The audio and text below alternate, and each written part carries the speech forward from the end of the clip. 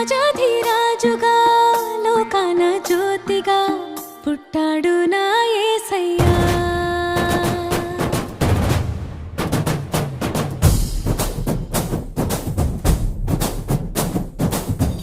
రాజాధిరాజుగా లోకాన జ్యోతిగా పుట్టాడు నా యేసయ్యా.